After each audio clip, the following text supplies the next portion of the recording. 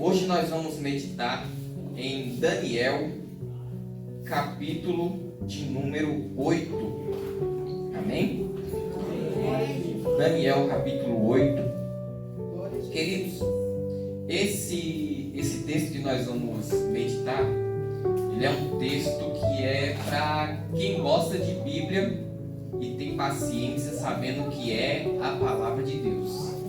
Quem não ama a Bíblia, aí vem para a igreja e ouve uma palavra dessa, fala: o que eu tenho que saber de bode, de carneiro, o que eu tenho com essas coisas? Mas é a palavra de Deus.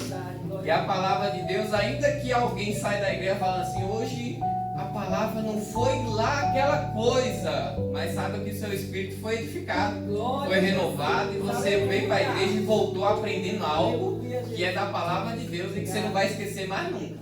Amém?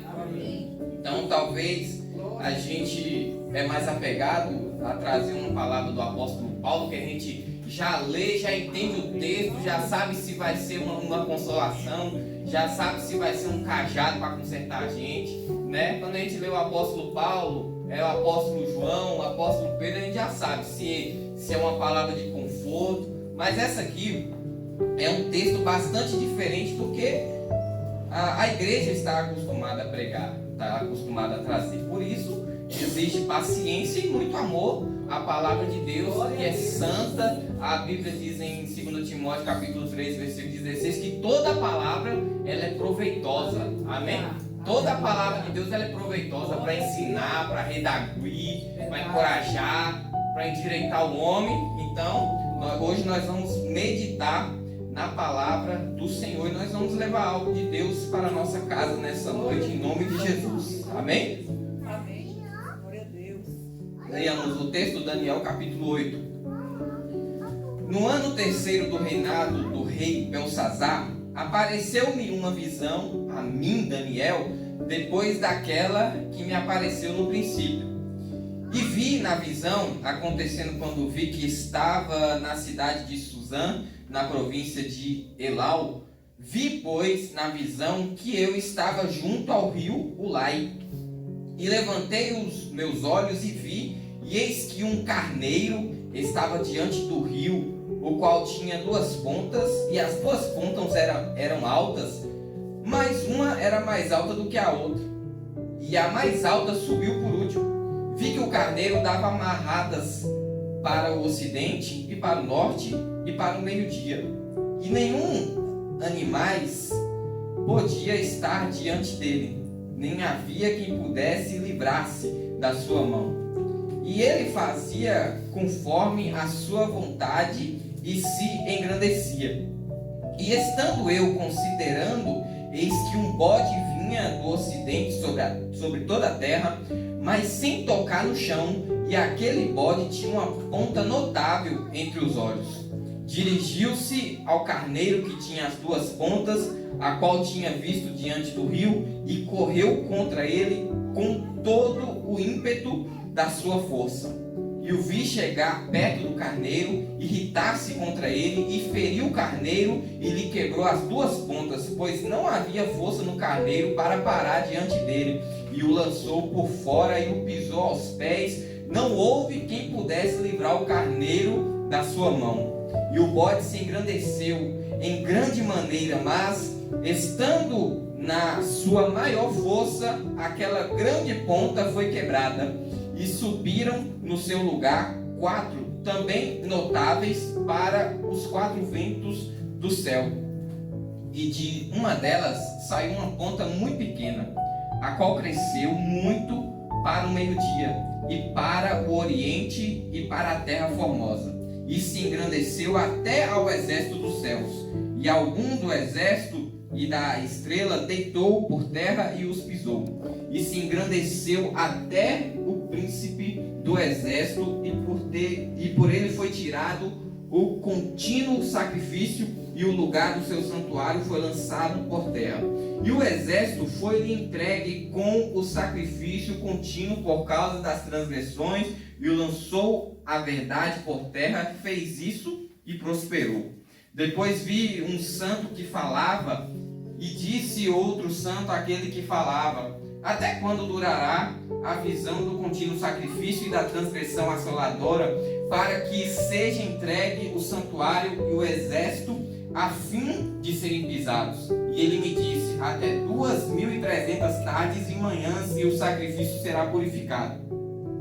E aconteceu que, havendo eu, Daniel, visto a visão, busquei entendê-la, e eis que me apresentou diante uma como semelhança de homem. E ouvi uma voz de homem nas margens de Ulai, a qual gritou e disse: Gabriel, dá a entender a este a visão. E veio perto de onde eu estava, e vindo ele, fiquei assombrado, e caí sobre o meu rosto. Mas ele me disse: entende, filho do homem, porque esta visão se realizará no fim do tempo. E estando ele falando comigo, caí com os meus rostos em terra, adormecido. Ele, pois, me tocou e me fez estar em pé.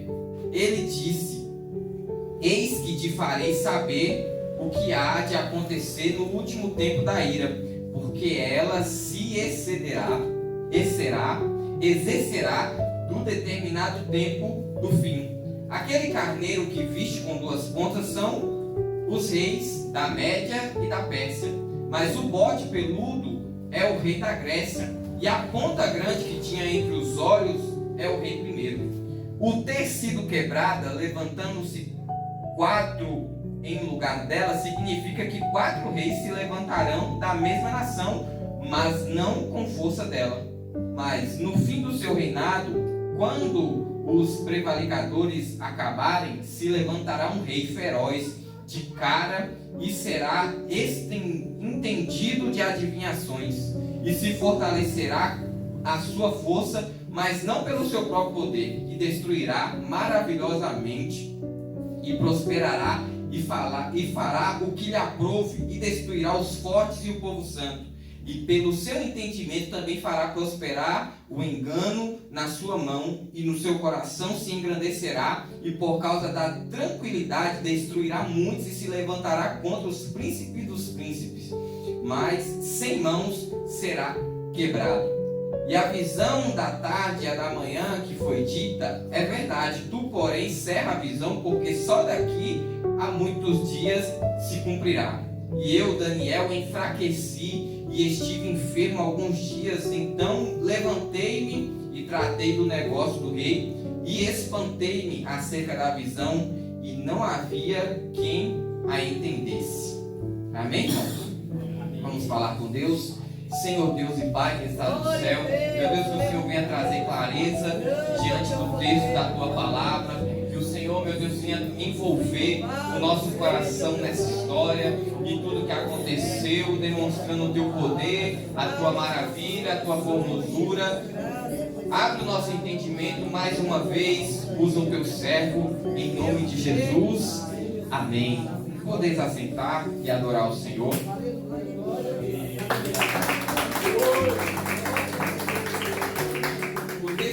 O texto que nós lemos, ele é um texto bastante complexo, não porque é tão difícil da gente falar dele, de entender, é porque a gente não entende de vez, a gente não entende na primeira lida, a gente não consegue. É aquele texto assim que, se a gente lê Daniel correndo assim, a gente de fato não entende nada. Até Daniel falou, não há quem entendesse naquela época, né? Por quê? Porque para a época de Daniel, aquela visão é uma visão que ainda iria acontecer. Então até para Daniel era difícil entender. Se você prestar atenção, a dificuldade aqui, tem 2 anjos conversando, e um anjo está perguntando para o outro acerca da própria visão de Daniel. Ou seja, até para o anjo, irmãos, é difícil de entender. Então hoje, vamos com paciência, que para hoje já tem um esclarecimento do que aconteceu e a respeito dessa palavra. Amém, irmãos? Então, o que é isso? No capítulo 7, nós vimos que Daniel ele teve a primeira visão. E ele tinha 70 anos. Essa aqui, quando ele teve a primeira visão, foi no primeiro ano do reinado do rei Belsazar. 2 anos depois, porque aqui nós vemos no versículo 1, no terceiro ano do rei Belsazar, ou seja, 2 anos depois, que provavelmente ele está com 72 anos de idade, já é um idoso, né? Ele está tendo mais uma visão. Na primeira visão, ele ficou perturbado, ou seja, a primeira visão, que nós meditamos semana passada no capítulo 7, ela foi uma visão um pouco mais extensa, um pouco mais completa, mas foi um assunto bem por cima de tudo que vai acontecer. Só que aqui vai afunilando a visão, ou seja, é como se fosse ele tendo mais detalhes acerca daquilo que vai acontecer. Que para o tempo dele, o que é que vai acontecer? Ele viveu o reinado da Babilônia ali com Nabucodonosor, depois com Dário, Dário vem depois. Depois de Nabucodonosor vem ele servindo o rei Belsazar. E o que vem depois? Ele vai servir o rei Dário, depois disso ele morre, e aí os medo-persas vão invadir a Babilônia. Depois os medo-persas eles perdem para a Grécia, depois a Grécia perde para Roma, e aí existe a promessa de alguns outros reinos e depois o reino do anticristo. Amém? Então, basicamente, o acontecimento é esse: os reinos da terra, depois vem o reino maligno e depois o reino de Deus que triunfa para todo o sempre. É isso o acontecimento falando de forma geral. Mas aqui ele está espantado com uma visão que é sobre o carneiro e o bode, 2 animais que ele vê. Nós vamos ao texto. Apareceu-me uma visão a mim, Daniel, depois daquela que me apareceu no princípio. Ou seja, ele está falando do capítulo 7, segundo versículo. E vi na visão, acontecendo quando vi que eu estava na cidade de Suzã, na província de Elão, e vi, pois, na visão que eu estava junto ao rio Ilai. Ele está passando as coordenadas da qual ele foi em espírito. Agora ele está em um lugar em espírito que está reconhecendo esse lugar que ele foi. Como é que esse lugar aqui que ele foi é 400 quilômetros da onde ele morava. Ou seja, mas ele conhecia. Por quê? Porque provavelmente ele viajava bastante a serviço do rei. E aqui no versículo 3 ele fala: e levantei os meus olhos e vi, e eis que um carneiro estava diante do rio. Provavelmente, com quase certeza, é esse rio Ulai, e a qual tinha 2 pontas, e as 2 pontas eram altas, mas uma era mais alta do que a outra, e a mais alta subiu por último. Nós já vimos na interpretação que o anjo fala para ele no versículo lá na frente, que o anjo fala para ele que o quê? O carneiro é os Medo e Persa. É os Medo e Persa, que é um império, mas ele é um que vem depois do outro, mas é a mesma cultura. É um império só. Porém, eles é dividido entre um e outro. E é 2 chifres, porque justamente há uma separação dos medos e dos persas. Que primeiro vem os medos, e os medos é impressionante porque consegue derrotar, né, a Babilônia.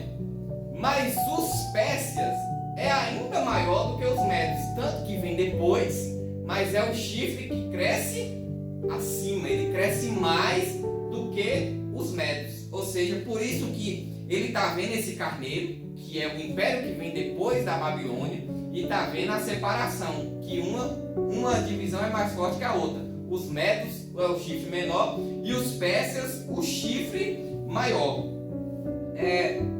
Subiu por último. Versículo 4. Vi que o carneiro dava amarradas para o ocidente, e para o norte e para o meio-dia. Ou seja, esse império, os medo-persas, então eles tinham destinos. Eles iam para o norte, iam para o oeste e iam para o sul. Aqui está dando as coordenadas do que os medo-persas faziam, onde eles iam conquistar, a direção da qual esse carneiro ele vai indo. Então, a ligação que esse carneiro tem é com o urso da visão anterior.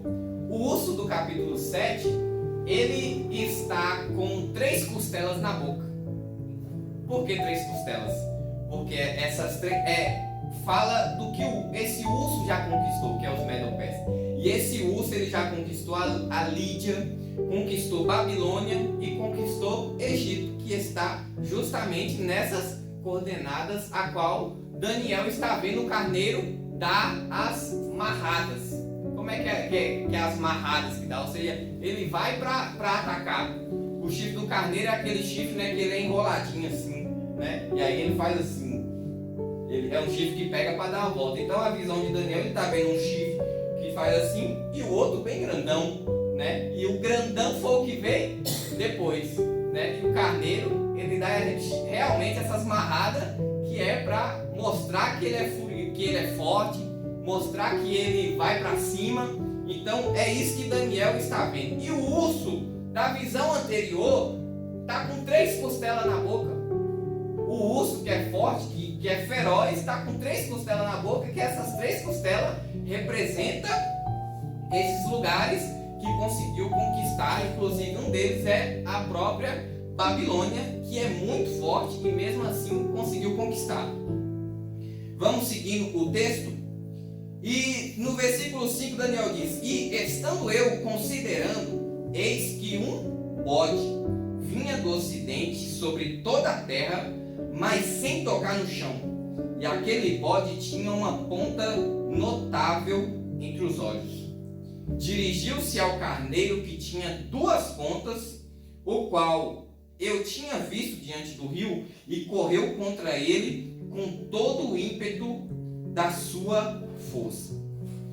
Ele está vendo agora o carneiro sendo atacado por um bode. O bode que tem um chifre que pega daqui do meio, entre os olhos, e esse chifre é muito grande.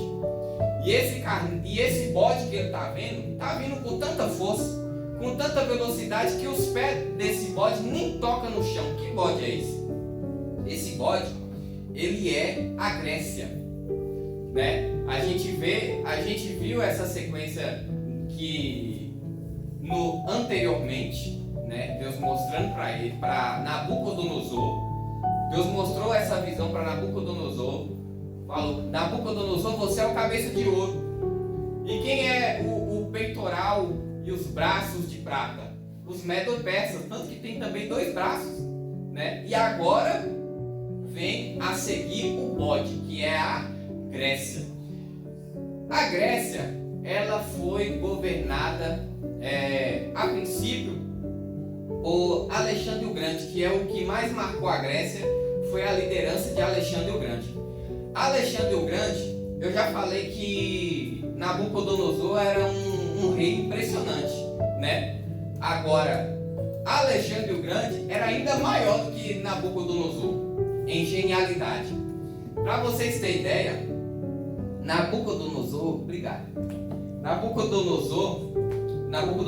Alexandre o Grande, ele começou a governar com 20 anos de idade. Pensa aí, um rei, imperador, com 20 anos de idade. O reinado de Alexandre o Grande durou 12 anos. Nesses 12 anos de reinado, novo, mas é um jovem governando. Sabe quantas guerras Alexandre o Grande perdeu? Nenhuma. Ele morreu de doença, provavelmente. Mas nunca perdeu nenhuma batalha que ele enfrentou.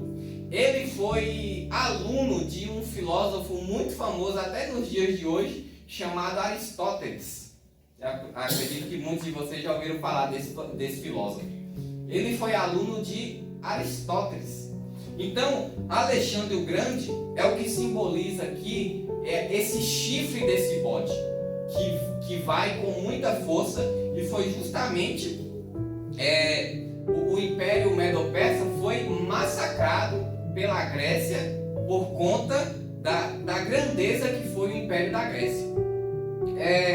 Aqui também a gente vê no texto a seguir no versículo 7, e o vi chegar perto do carneiro, irritar-se contra ele e feriu. E o carneiro lhe quebrou as duas pontas, pois não havia força no carneiro para parar diante dele.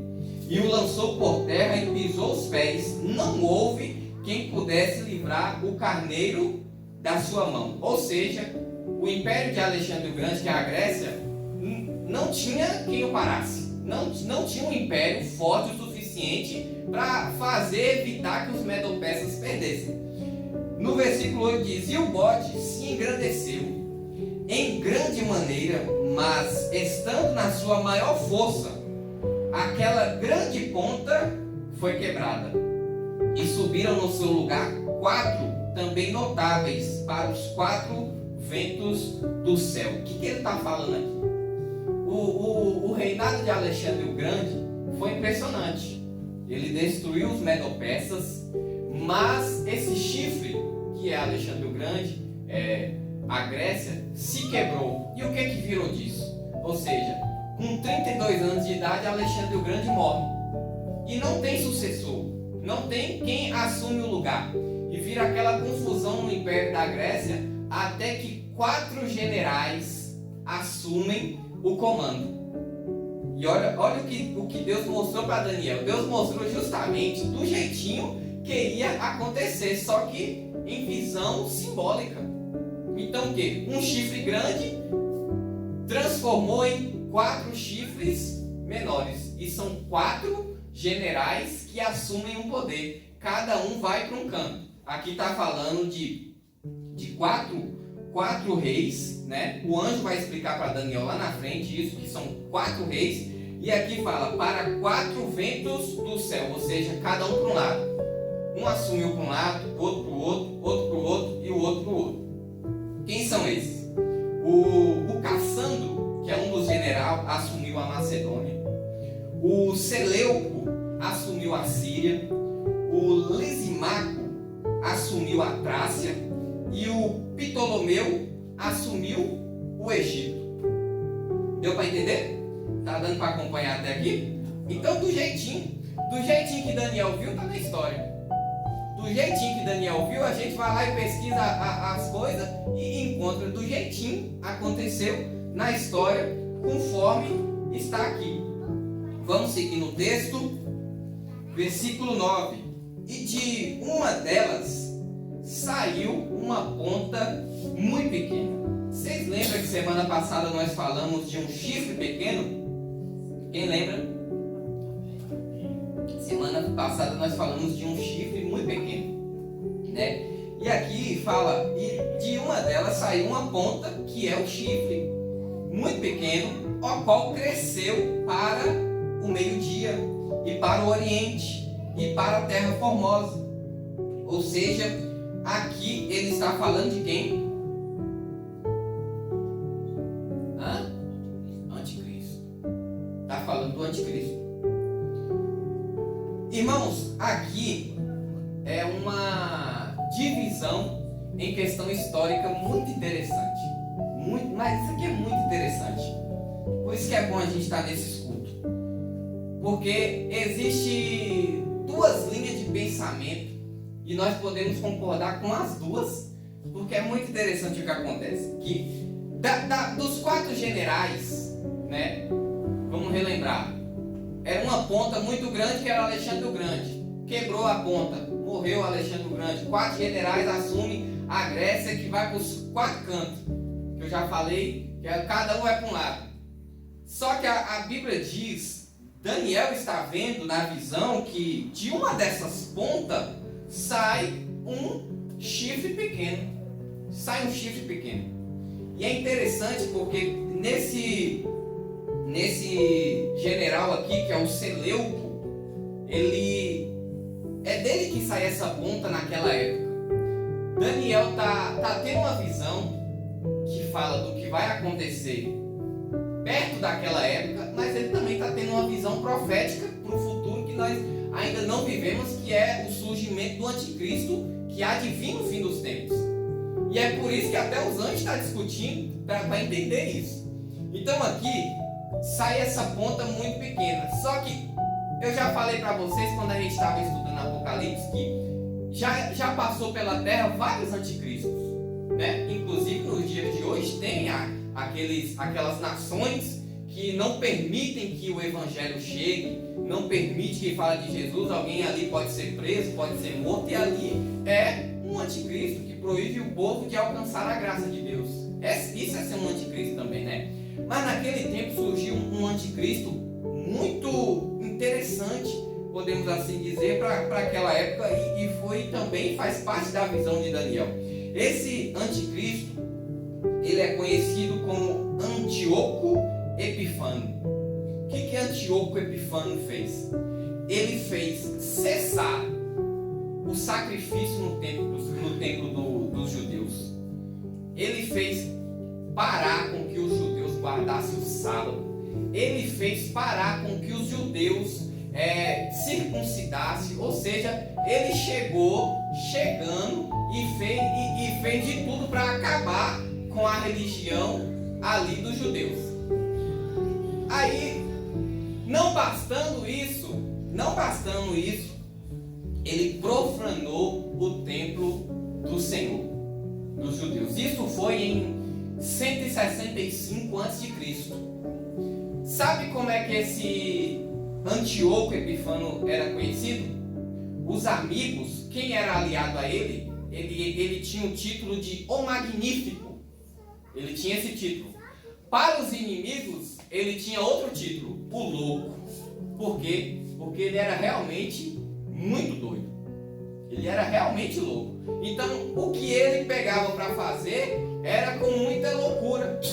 E ele chegou a profanar o templo dos judeus, o templo do Senhor, e ele fez sacrifício de porco dentro do templo, tendo a necessidade depois de ter que consagrar tudo novamente. Ou seja, foi um anticristo daquela época que impactou a história ali do povo judeu. E o que tem a ver então essa questão desse anticristo com o outro? Que Daniel está falando, cita um anticristo, só que esse anticristo aqui, ele faz e age do mesmo jeito que o anticristo vindouro vai fazer. Que lá em Apocalipse fala que os gentios, ou seja, os ímpios pisarão a cidade santa. E lá João, ele vai em espírito, e João está com uma vara de medir o tempo e está vendo que as coisas lá estão igual Sodoma e Egito, ou seja, sacrifícios pagãos dentro do templo. O povo está louco, o povo está profanando o templo, está lá em Apocalipse isso. Ou seja, esse anticristo, esse Antíoco Epifano, ele é a sombra. É como se fosse a sombra do que virá lá na frente. E Daniel está vendo isso.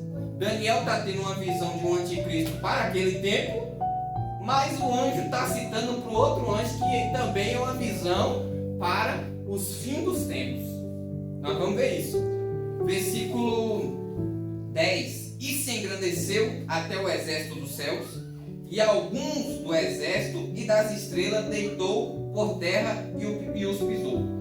E se engrandeceu até o príncipe do exército, e por ele foi tirado o contínuo sacrifício, e o lugar do seu santuário foi lançado por terra. Ou seja, isso aqui foi o que Antíoco fez logo após esses acontecimentos.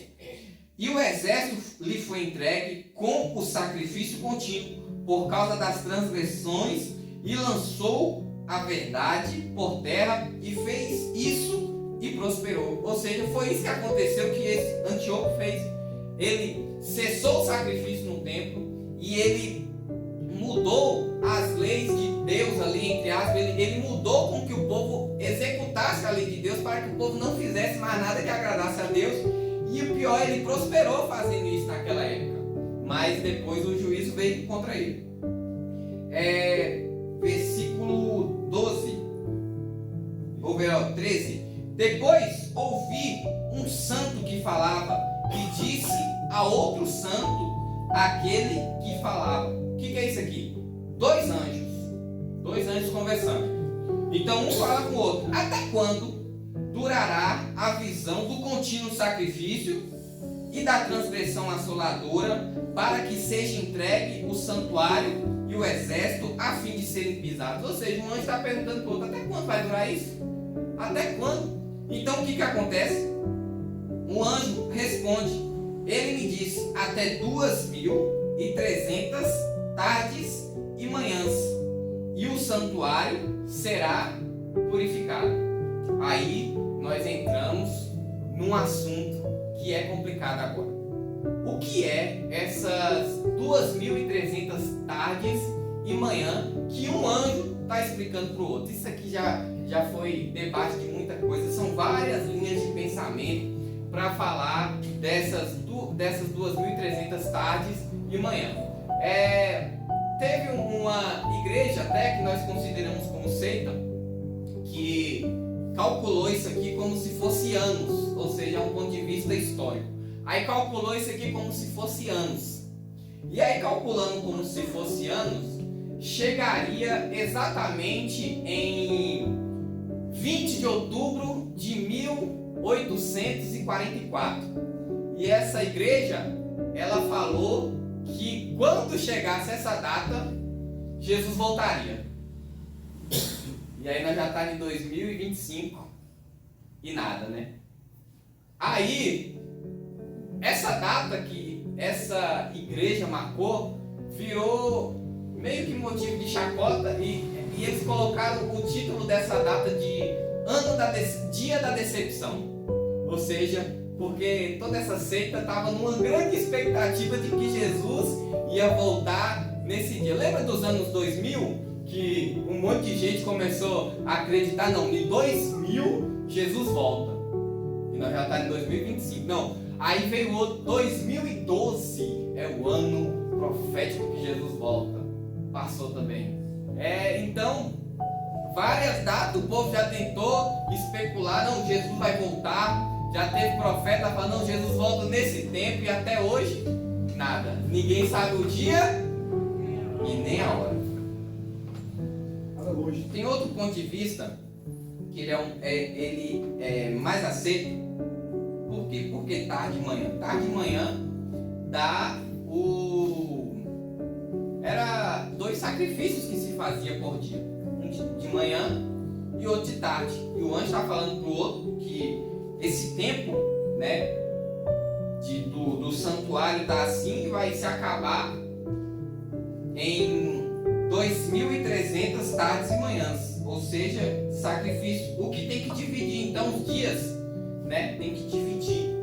E aí dá 1150. Estou bom de matemática? 1150. O mais perto que chegaram de se calcular essa questão, porque está falando dos fins dos tempos, né? Por estar falando do fim dos tempos, né? E dia da ira, tempo da ira, o que nós pensamos quando nós falamos de fim dos tempos e tempo da ira? Nós já lembramos de Apocalipse. E Apocalipse fala que a grande tribulação, tanto Apocalipse quanto Daniel, fala que a grande tribulação durará 7 anos, 42 meses, 1260 dias. Então, o cálculo mais aproximado é que isso aqui aconteça, essa contagem, ela está dentro desses 7 anos da grande tribulação. Mas aí você sabe que sobra ainda um espaço de tempo, né? Se eu não me engano aqui 110 dias ainda fica faltando para encaixar no cálculo certinho. O que alguns chegam a dizer que esses 110 dias que está faltando é porque será já um final de tribulação, já com o tempo purificado, e assim o cálculo que mais se encaixa provavelmente é nesse de ser um período de grande tribulação. Por quê? Porque os anjos estão falando também do tempo vindouro lá da frente. Olha só, no versículo 15: e aconteceu, Daniel vai falar um pouco ainda, e logo após nós vamos ver isso. E aconteceu que, havendo eu, Daniel, visto a visão, busquei entendê-la. E eis que se me apresentou diante, como semelhança de homem. E ouvi uma voz de homem nas margens do Lai, a qual gritou e disse: Gabriel, dá a entender a este a visão. Ou seja, anjo, né? É o anjo Gabriel. E veio perto de onde eu estava, e vindo ele, fiquei assombrado e caí sobre o meu rosto. Mas ele disse: entende, filho do homem, porque esta visão se realizará no fim do tempo. Ou seja, está falando no fim do tempo. Quando nós vemos fim do tempo na Bíblia, a gente já vai lá para Apocalipse, que é onde está acontecendo o fim do tempo. Por quê? Por que fim do tempo? Porque o que vem depois do fim do tempo é eterno. Que aí não tem mais tempo. É algo eterno, é para sempre, não tem tempo. Mas, então, se fala do fim, é porque uma hora o tempo acaba, e aí vem o reinado de Cristo, e aí passa a ser eterno. Mas voltando aqui, olha a situação. E veio perto de onde eu estava, versículo 17 ainda. E veio perto de onde eu estava, vindo ele, fiquei assombrado e caí sobre o meu rosto. Mas ele me disse: entende, filho do homem. Olha só a situação. Quando o anjo Gabriel se aproxima de Daniel, e aí nós temos que lembrar, Daniel, um exemplo de pessoa, um espírito excelente, cheio de qualidade para a gente falar dele. Um crente exemplar, ora 3 vezes por dia, profeta que Deus mostra os maiores segredos do que vai acontecer para ele. Quando chega perto do anjo, ele fica com medo, ele fica assombrado. O que eu quero refletir com isso? O tamanho da nossa pecaminosidade, que o melhor dos cristãos daquela época ali, podemos assim dizer por estar estudando, ficou assombrado diante de um anjo. Se um anjo assombra assim, imagine a presença de Deus, de olhar para ele face a face. Não é? É por isso que nós, mesmo tendo qualidade ou não, mesmo sendo cheio do Espírito Santo, a gente tem que entender que Deus ele é muito santo. É de uma santidade muito. Um servo do Senhor chegou perto de Daniel e conseguiu assombrar um dos melhores cristãos da época. Imagine o próprio Deus como é que ele não deve ser. Imagine a santidade do próprio Deus como que não é. É muito santo. Ele é muito santo. Então é algo impressionante isso aqui. Deus ele é muito santo. Não tem como, irmãos, a gente, com toda essa pecaminosidade nossa, a gente querer se achar, querer se sentir melhor do que alguém. Se chegar um anjo, você vai ter que se jogar no chão, porque você não vai aguentar. Nós somos como poeira. Nós somos, diante das criaturas que o Senhor tem, nós somos como nada. Porque isso aqui é impressionante de se ver. Então Daniel, quando vê o anjo, não sai sapateando, não sai rodopiando, não sai gritando para todo mundo, ele fica assombrado com um anjo que não é o anjo de guerra, é um mensageiro. Ele está vendo aqui o anjo mensageiro. Vamos seguir no texto 18. E estando ele falando comigo, caí com o meu rosto em terra, adormecido. Olha o tamanho do acontecimento com Daniel. Ele, pois, me tocou e me fez estar em pé. Ou seja, Daniel até desmaiou por estar diante de um anjo. 19. E disse: eis que te farei saber o que há de acontecer no último tempo da ira. Vamos voltar aqui rapidinho. Então o anjo fala para Daniel do tempo do fim, no final do versículo 17, e no final do versículo 19 ele fala tempo do fim. Então, embora tenha esse anticristo da qual eu falei, esse Antíoco Epifânio, que fez justamente o papel de anticristo do que vai fazer no futuro, ainda o anjo está falando do tempo futuro, daquilo que vai acontecer lá na frente, do que está lá em Apocalipse que João viu. Amém? Então o anjo começa a explicar para Daniel. Gabriel começa a explicar para Daniel. Aquele carneiro que viste com 2 pontas são reis da Média e da Pérsia. Mas o bode peludo é o rei da Grécia, e a ponta grande que tinha entre os olhos é o rei primeiro, ou seja, Alexandre o Grande.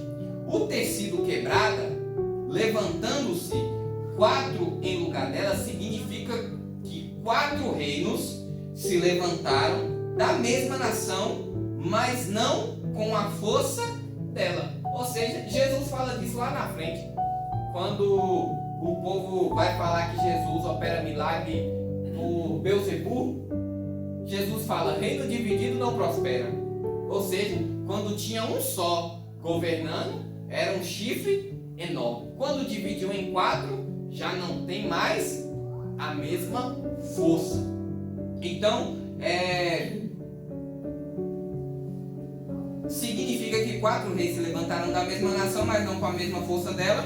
Mas no fim do seu reinado, quando os prevaricadores acabarem, se levantará um rei feroz, de cara, e será entendido de adivinhações, e se fortalecerá a sua força, mas não pelo seu próprio poder, e destruirá maravilhosamente, e prosperará, e fará o que lhe aprouver, e destruirá os fortes e o povo santo. Ou seja, está falando aqui exatamente disso, de um papel que o anticristo vai fazer. Aqui está falando do anticristo. Esse anticristo teve e já passou, mas esse anticristo virá. Lá em Apocalipse, se a gente for relembrar, fala de um anticristo como se ele tivesse ressuscitado. Então é a mesma pessoa? É o Antíoco Epifânio que vai ressuscitar? Provavelmente não. Mas é alguém que vai agir com a mesma astúcia, vai fazer aquilo que ele mesmo fez. Só que Epifânio não foi anticristo no mundo todo. Mas o anticristo que vai vir, ele vai ser anticristo no mundo inteiro. João fala de um anticristo que vai executar o seu papel nos 4 cantos da terra, e vai comandar toda língua, todo povo, vai estar para todo lado, esse anticristo. Então nós temos aqui um que já passou, e pelo mundo já passaram vários que executaram papéis assim de anticristo. Inclusive o povo judeu sofre disso desde Abraão. É o que chama de antissemita, ou seja, alguém que é contra o povo de Deus, contra os judeus, contra Israel. É antissemitismo. E isso hoje tem muito no mundo. Pessoas que, esses dias eu estava vendo, e lá nos Estados Unidos lançou uma vilazinha, né? Onde não pode, essa vila tem umas 40 pessoas. São poucas famílias que moram, e eles têm um lugar reservado para eles, e já é bem claro deles, eles falam abertamente: aqui não pode entrar negro, não pode entrar judeu, não pode entrar estrangeiros, aqui é só o povo branco tradicional. Não aceitamos. Ou seja, preconceito puro, né? Preconceito puro, dizer eles que são tradicionais por conta disso. Tem essa mentalidade que está no mundo hoje, infelizmente. Mesmo depois do Holocausto, que 6 milhões de judeus morreram, mesmo depois disso, ainda existe essa mentalidade. Ainda existe aqueles apoiadores daquele homem que matou tanta gente. E no tempo do fim, isso vai ser levantado novamente. Isso nunca morreu. O povo de Deus é perseguido de geração em geração. Vai ter um pico de perseguimento ainda maior na grande tribulação, mas o Senhor vai dar vitória aos santos. Amém? O Senhor, Ele sempre tem dado vitória ao povo dele. Versículo 25. 20 quanto? 25. E pelo seu entendimento também fará prosperar o engano na sua mão, e no seu coração se engrandecerá, e por causa da tranquilidade destruirá muitos, e se levantará contra o príncipe dos príncipes, mas sem mão será quebrado. Ou seja, aqui ele está falando do outro anticristo mesmo, do fim. Do tempo do fim e do tempo da ira. Olha só o que acontece. Esse anticristo, a gente sabe, a gente viu na visão da semana passada que ele vai mudar até as leis, né, em favor dele. Até as leis vão ser mudadas em favor dele. Olha o que Daniel está vendo. Olha o que o Gabriel está falando para Daniel. Ó, e pelo seu entendimento de quem? Desse anticristo, também fará prosperar o engano na sua mão. Como é que o anticristo vai fazer o engano prosperar? Quando surgiu o anticristo, que alguns não acreditaram nele, vai vir a segunda besta, que é o falso profeta. Assim o engano prospera, porque agora vem um falso profeta que vai fazer sinais e maravilhas. E vai fazer sinais e maravilhas e vai falar, ó, é por ele que eu estou fazendo tudo isso. É igual a gente, quando Deus opera na nossa vida alguma coisa, a gente dá glória a Deus e fala, não, foi eu não, foi Jesus. Não é assim que a gente faz? Não é assim que a gente aprendeu? Se a gente orar por alguém e essa pessoa ser curada, a gente fala, não foi eu não, foi Jesus. Assim também a imitação do diabo vai fazer isso, vai fazer surgir um falso profeta que vai fazer os milagres e vai apontar para o anticristo. Então, aqui o texto está dizendo isso, e pelo seu entendimento também fará prosperar o engano da sua mão. Olha o que fala, no seu coração se engrandecerá. Isso nós sabemos que ele vai se engrandecer como se fosse um Deus. Vai levantar estátua e vai querer o quê? Adoração a ele nos quatro cantos da terra. Ou seja, ele vai se engrandecer. No versículo, ainda nesse versículo, diz, e por causa da tranquilidade, ou seja, que tranquilidade é essa que esse anticristo tem? Qual é a tranquilidade? Não tem ninguém para derrotar ele. Não tem ninguém. Ele vai fazer o quê? O que ele quiser fazer. Esse anticristo ele vai se tornar tão grande, o anticristo na terra que vai vir, ele vai se tornar tão grande que não tem ninguém, não tem ninguém para se rebelar contra ele.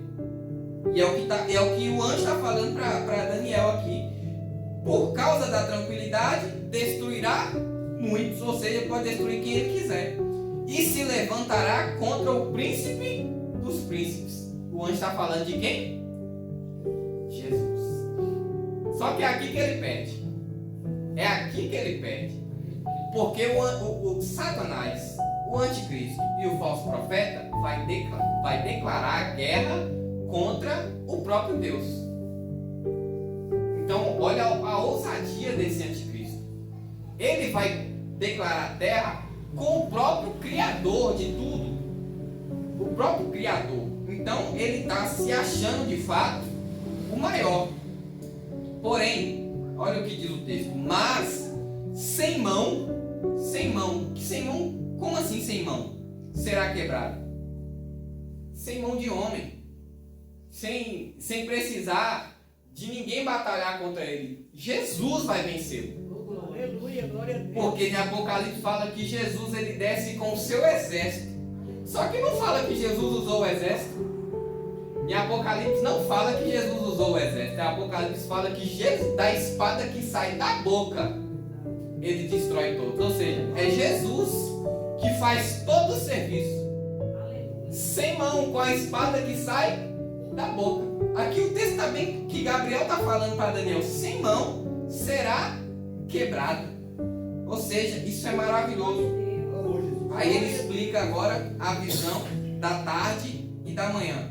E a visão da tarde e da manhã, que foi dita, é verdade. Tu, porém, cerra a visão. Tu, porém, cerra a visão. Porque só daqui a muitos dias se cumprirá. Ou seja, Daniel, isso aqui você não precisa entender agora. Cerra a visão. Você já viu? Ele viu um anjo explicando para o outro, mas o anjo não explicou para ele. Ah, não, isso aqui vai ser em tal ano que vai acontecer. Não, cerra a visão. Por quê? Porque daqui muito tempo isso vai se cumprir. Ou seja, a gente pode, tem várias discussões acerca disso, que é legal o povo discutir, demonstra interesse, mas se não está claro para a gente, 100% para a gente entender, é porque também não é necessário. Não foi necessário nem para Daniel naquele tempo, e se nós também não tivermos uma compreensão de 100%, o que está claro a gente já tem certeza da vitória. Amém? Aquilo que está claro, a gente já tem certeza da vitória. Né? Que o inimigo, o anticristo, o falso profeta e o povo que se revoltar contra Deus já são perdedores. Já perderam, está escrito. E aí eu sempre penso nisso e respondo. Se está escrito e eles sabem disso, por que eles ainda lutam? Porque eles nasceram para isso. Foi programado para isso. Essa perdição deles é a glória do povo de Deus e do nosso Senhor e Salvador Jesus Cristo. A perdição deles é a vitória do povo de Deus. Amém? Último versículo, versículo 27. E eu, Daniel, enfraqueci e estive enfermo alguns dias. Então levantei-me e tratei do negócio do rei. E espantei-me acerca da visão e não havia quem a entendesse. Olha só isso aqui. Então Daniel tem uma visão e que ele chega a ficar doente com a visão. Ele chegou a ficar doente. Na visão anterior ele ficou espantado. Ele ficou no capítulo 7, ele fica espantado. Nessa visão aqui, ele chega a ficar doente. Eu estava lendo o texto, eu estava lembrando aconteceu isso poucas vezes, de eu pregar muitos dias seguidos, assim. Teve um dia que eu aqui dei aula na escola dominical de manhã, aí preguei de noite, aí na segunda eu preguei em alguma congregação, e aí na terça, naquela época que eu ia para a Barra do Choça, eu ainda preguei na Barra do Choça. Irmãos, mas meu corpo ficou acabado, sem força para nada. Porque a gente quando Deus começa a tocar na gente para pregar, usar a gente empolga. Fala, não, vamos para cima, a obra é do Senhor. Mas nem o nosso próprio corpo aguenta determinadas coisas. Eu estou falando só de eu estar pregando, não estou nem falando de eu estar tendo visão, nem nada. Aqui a visão que Daniel foi muito profunda. Na visão que Daniel teve, primeiro ele fica espantado. Quando ele vê o anjo, ele desmaia. E no final da visão, ele fica doente. O nosso corpo não aguenta muita coisa, né? Às vezes, Deus nos poupa de muita coisa porque sabe que nós não aguentamos. Quando nós olhamos para alguém como, por exemplo, o missionário Davi Miranda, que era usado por Deus o tempo todo, a gente vê que é Deus que sustentava, porque não tem como. Não tem como alguém ajoelhar meia-noite, um idoso ajoelhar meia-noite e levantar 7 horas da manhã e esse tempo todo sem comer, só orando de joelho. Não tem como. É fisicamente praticamente impossível, a não ser que seja um idoso muito forte.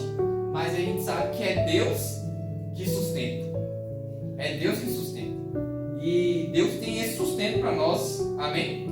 A gente sabe que nós não somos nada. Se não é o Senhor na nossa vida, nós não aguentamos nada. Eu tenho aqui umas anotações para a gente finalizar, que é acerca desses dois anticristos, que tem uma semelhança muito grande entre um e outro. O Antíoco Epifânio perseguiu os judeus, proibiu a lei e matou os fiéis. O anticristo profético, que ainda vai acontecer, perseguirá o povo de Deus em escala mundial. Ou seja, vai fazer a mesma coisa, só que em escala mundial. Com o templo de Deus, Epifânio, ele colocou um altar de Zeus dentro do templo de Jerusalém. Olha a ousadia desse, esse homem é louco. Ele pegou um altar de Zeus, que é um deus da mitologia grega, acho que, se eu não me engano, é o maior da mitologia grega. e ele colocou dentro do templo. Dentro do templo. E aí, o que o anticristo profético vai fazer? Profanará o templo, o lugar santo, no fim dos tempos. Vai fazer a mesma coisa. Ele vai estar lá em Jerusalém para profanar o templo também. Epifânio proibiu sacrifícios e festas juninas na época dele, isso em 168 a.C. O anticristo profético cessará o culto e as práticas religiosas legítimas, ou seja, não vai ter. Epifânio chamava-se Epifanes, manifestação divina, ou o magnífico. Era assim que ele era chamado pelos apoiadores. Ele tinha esse título de o magnífico. O anticristo, a gente sabe, vai colocar uma estátua e querer adoração, ou seja, os dois se acham Deus. Cerca de 3 anos e meio, que é esse período aqui. Alguns têm essa visão que também esse período de 1150 dias é um cálculo para aquele sofrimento de Epifânio, 1150 dias, enquanto que o do anticristo é tribulação durante 1260 dias, ou seja, datas bem parecidas. Por morreu de forma repentina, longe de casa, só que o anticristo será destruído por Jesus. E essa vai ser a vitória do povo de Deus. Amém, irmãos? Amém. Que Deus abençoe. É um texto muito interessante. Nós vamos levar esse aprendizado para casa. Aleluia. E semana que vem é a oração de Daniel, as 70 semanas de Daniel, né, que tem toda uma história dessas 70 semanas. Então nós vamos aprender o que é semana que vem essas 70 semanas de Daniel. Amém, irmãos? Amém. Que Deus abençoe.